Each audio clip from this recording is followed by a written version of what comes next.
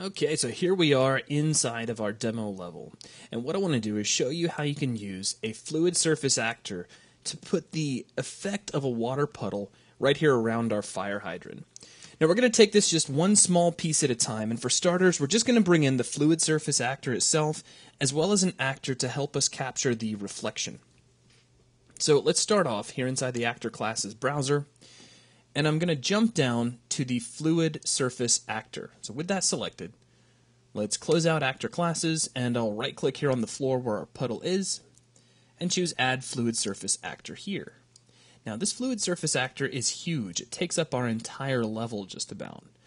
What we're going to do is shrink that down, and we need to move it up a little bit as well. So to move it up, I'm going to temporarily switch off my drag grid, and we'll slide this up a little bit. Not too much. We just want to kind of fill in this puddle area. Then I'll turn the drag grid back on. We also want to scale this down, and scaling with the fluid surface actor is a little interesting. If we grab our draw scale, the first field, and set it to 0.125, you'll notice the number immediately switches back to 1, though the surface itself did scale down. So it's like it's relatively scaling, always from a value of 1. Now I'm going to position the actor so that it nicely fills in the area of our puddle without leaving any gaps, because really it's just like a sheet, so we could slide it out of the way if we weren't careful. So we'll fit it in like so. Now currently this is just completely black. It's not going to be very good as a puddle. That's going to be partly a material texture. Now that material is going to use a texture that is going to rely on the reflections of our level. So we need to bring in an actor that will simulate those reflections for us. So let's go back into the actor class's browser, and I'm going to come under Scene Capture Actor and grab the Scene Capture Cube Map Actor. I'm going to right click right here on our fluid surface and choose Add Scene Capture Cube Map Actor here. Now that's pretty big, and it means that we can't really see our fluid anymore because of its size. So I'm just going to set its draw scale down to about 0.25. The scale of this actor is completely irrelevant. We're just scaling it down to get it out of our way. Now, by itself, this actor will not really do anything. We need to use a render to texture cube asset in order to really make this shine. So let's go into the content browser, and in a blank space, I'm just going to right click and create a new render to texture cube, like so.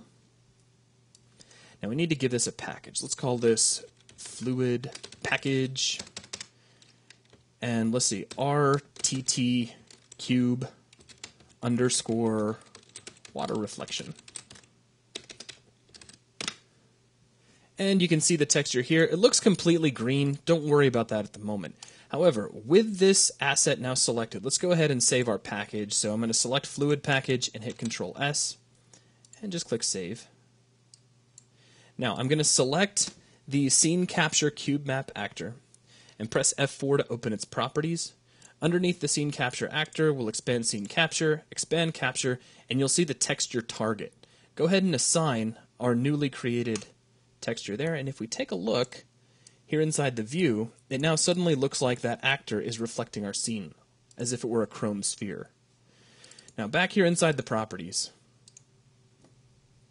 we're going to set the far plane to 1024.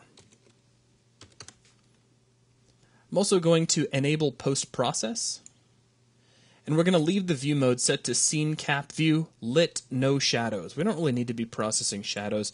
This is a really small reflective area anyway, and because the place is lit the way it is, actually seeing those shadows would be pretty slim chance anyway. Okay, so now we've got our reflective surface in place. We have our fluid surface actor in place. Go ahead and save your level. Make sure you also save your package if you need to.